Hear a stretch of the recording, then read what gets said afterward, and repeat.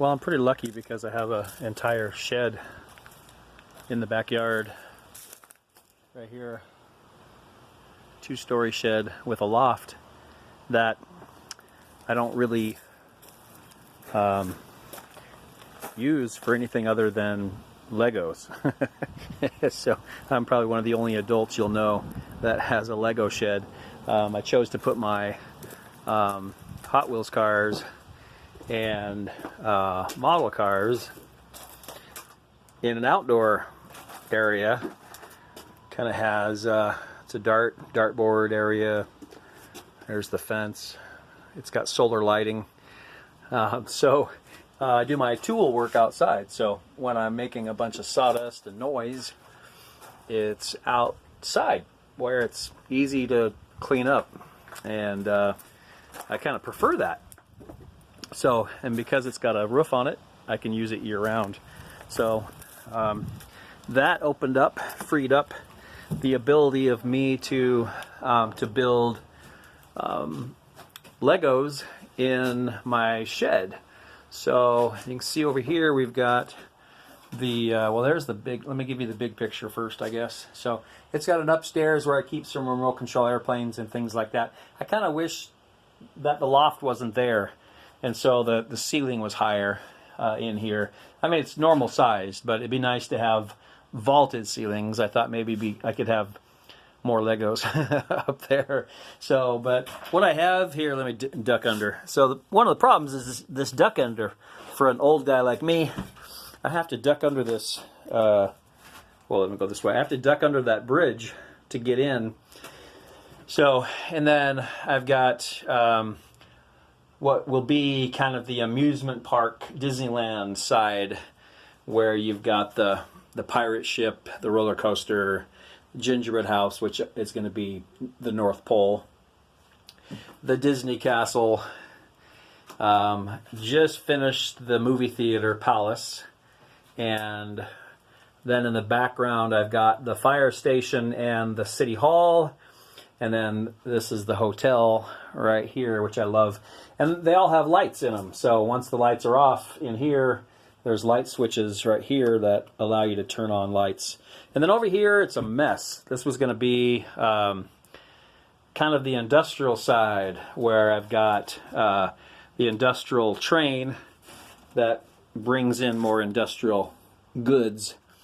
So this is a crane system that, well, I guess you can crank up the little lifter, the hoist, and then this entire thing rolls on rails.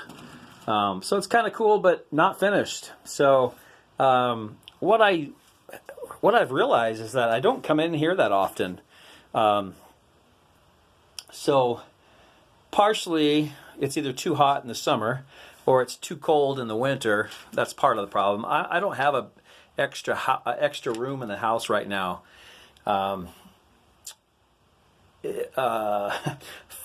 Or at least one, my wife won't let me just take over for Legos. So I'm lucky that I'm able to do this in my shed outside. So what I think I've recently realized is that I don't like coming in and having to duck under this bridge. I mean, it's not the end of the world, but it is kind of a pain. And then the other thing is I can't reach the back side of the city, especially way back there in the very, very, very, very back corner. I can't reach there. So for me to work on anything, I have to literally crawl up. I have a step stool. I have to step up and crawl up on my hands and knees. I'm 53 or 4 years old. I don't remember.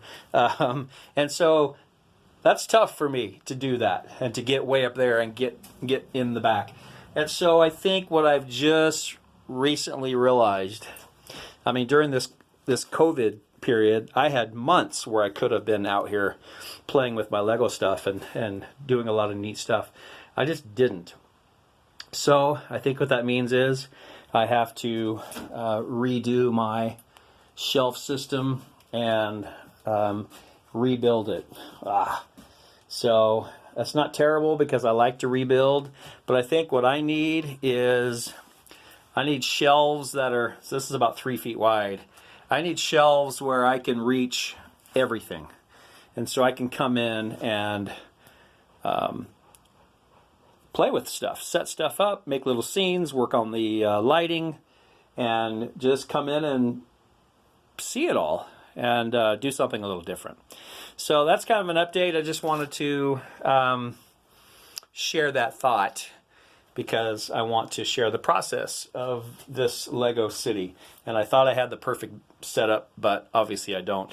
So more to come after I do some different bench work. And I'm anxious to show you how the city will look.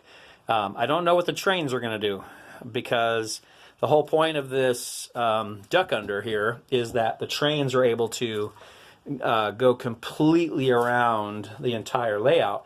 And I've got 3 different trains, and so I wanted all of them to be moving at once. If I get rid of the duck under and it's more of a U shape, then I've got the problem of trains can't just run nonstop. I will have to physically be running the train, which isn't bad, running the trains. Then the trains have more purpose. So I would run trains from like the city and then stop at like the roller coaster might have a train depot where the train stops. So that's not terrible. And just run the train over here, people get off, and then it goes back. So I don't know. The other idea I have, and this one's crazy, is to maybe even punch some holes in the side of the shed, like over here. Let me see if I'm pointing to, yeah. So over here in this area, I could make a tunnel, and the trains could actually go outside to where the Hot Wheels and stuff are, and they would actually be going out of the shed and doing like a loop and then coming back. So that sounds cool, right? So I'm lucky because I think like a 12-year-old, but I have the toys of a grown-up, and that's a great scenario to be in for a person like me. And if I want to punch a hole in the side of a shed, I don't have to ask anybody. Just have to ask myself, is that a smart thing to do? So anyway, stay tuned and we'll see what Mr. Johns comes up with next. And that's kind of the update of Bricktown, USA. Mr. Johns out.